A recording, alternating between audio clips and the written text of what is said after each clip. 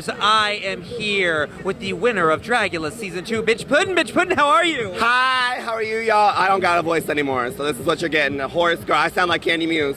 Honestly, I'm fine with it. I'm like living for this aesthetic. I feel like I've been through hell, so I decided to be hell today.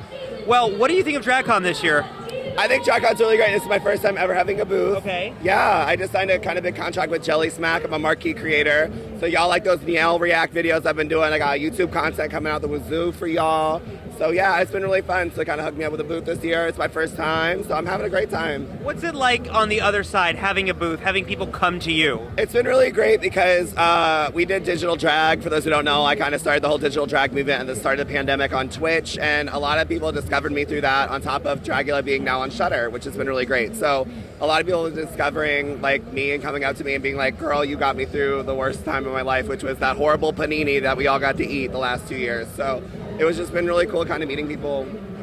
Do you you've been to DragCon before, right? Yes, actually, DragCon is the reason I got on Dragula. Oh. So the Boulet brothers based Dragula on a live pageant called Dragula, and you would have to do like a whole bunch of crazy shit, juggle fish, jump on a trampoline, whatever. And I came out and I didn't have enough money for the hotel. Me and my friend were gonna split the hotel. And when I came out here, I found out they were doing a little competition. The winnings was $300. Okay. And the hotel was $300. So I ended up winning, and I was like, I got my coin for the I got my coin for the hotel. And then they're like, well, that's we're considering you for season 2 now. And I was like, oh. So I submitted a little audition tape. So actually, if it wasn't for DragCon, I don't think I'd be sitting here right now. Do you find DragCon has evolved to incorporate more types of drag?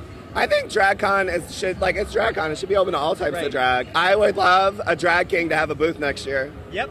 Tenderoni, I'm looking at you. Landon Snyder, I'm looking at you. We actually just spoke to Tenderoni on the floor, so yes, it would be great for him to have a booth. I completely agree. I love all types of drag, and that's why I kind of showcase on Digital Drag, and as well as my show Bitqtch at Precinct. You'll never catch my show having 3 cis white girls just doing Dua Lipa. Mm-hmm. Ooh.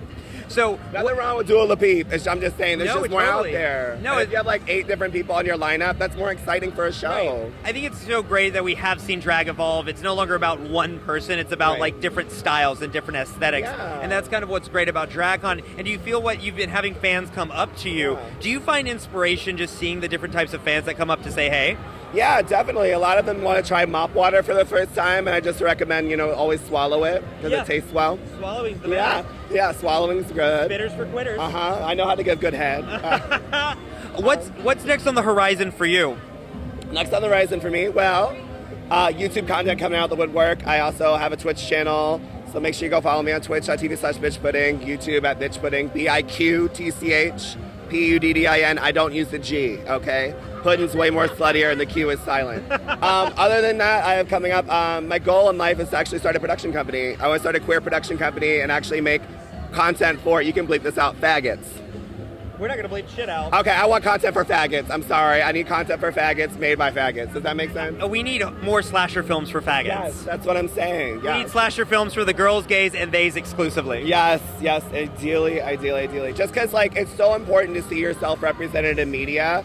I mean, look how far we've come. When I came out about, 12, 13 years ago, the only characters we had that were queer on TV and represented in media were, him from the Powerpuff Girls. Yep. Or it was a queer character dying of AIDS on Law & Order SVU. They give us 4 stories: heartbreak or death. Yep. Bury your gays. Now we are not. We're coming back from the dead, bitch, and we're alive. Woo! All right. So. Well, Bitqtch Puddiń, we love you. Thank you so much. It was wonderful to talk to you. Thank you for stopping by my stinky booth. I hope you all have a good day, and I hope you're watching this while you take a poop. Thanks, baby.